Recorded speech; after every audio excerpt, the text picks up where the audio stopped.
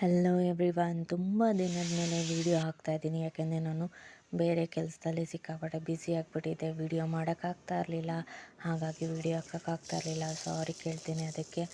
ಹಾಗೆ ಇವತ್ತಿನ ಕುಕಿಂಗ್ ಟೈಮ್ನಲ್ಲಿ ಏನು ಸ್ಪೆಷಲ್ ಮಾಡಿದ್ದೆ ಅಂತಂದರೆ ಸಾಬಕ್ಕಿ ಪಡ್ಡು ಮಾಡಿದ್ದೆ. ಶಾರ್ಟ್ಸಲ್ಲಿ ಕೂಡ ಹಾಕಿದ್ದೇನೆ. ತುಂಬ ಟೇಸ್ಟಿಯಾಗಿ ಈಸಿಯಾಗಿ ಮಾಡ್ಬೋದಾದಂಥ ಸೂಪರಾಗಿರುವಂತಹ ತಿಂಡಿ ಅಂದರೆ ಸಾಬಕ್ಕಿ ಪಡ್ಡು ಅಂತ. ತುಂಬ ಟೇಸ್ಟಿಯಾಗಿರುತ್ತೆ. ಟ್ರೈ ಮಾಡಿ ನೋಡಿ ನೀವು ಕೂಡ. ಹಾಗೆ ಅದಕ್ಕೆ ಒಂಚೂರು ನಾನು ಸಾಬಕ್ಕಿ ಸೊಪ್ಪು ಕೂಡ ಹಾಕಿದ್ದೀನಿ. ತುಂಬ ಟೇಸ್ಟಿಯಾಗಿ ಬಂದಿದೆ. ಚಟ್ನಿ, ಟೊಮೆಟೊಕಾಯಿ ಚಟ್ನಿ, ಹಾಗೆ ಟೊಮೆಟೊ ಹಣ್ಣಿನ ಚಟ್ನಿ, ಹಾಗೆ ಪುಟಾಣಿ ಚಟ್ನಿ ಎರಡೂ ಮಾಡಿದ್ದೆ. ಹೋಮ್ ಸ್ಕೂಲಿಂಗ್ ಟೈಮ್ನಲ್ಲಿ ನನ್ನ ಮಗನಿಗೆ ಕನ್ನಡ ಓದಿಸೋದೇ ದೊಡ್ಡ ಕಷ್ಟ. ಯಾಕೆ ಅಂತಂದರೆ ಅವನಿಗೆ ಕನ್ನಡ ಸ್ವಲ್ಪ ಕಷ್ಟ ಆಗುತ್ತೆ. ಹಾಗಾಗಿ ಅವನಿಗೆ ಪ್ರಾಕ್ಟೀಸ್ ಮಾಡಿಸ್ತಾ ಇದ್ದೀನಿ.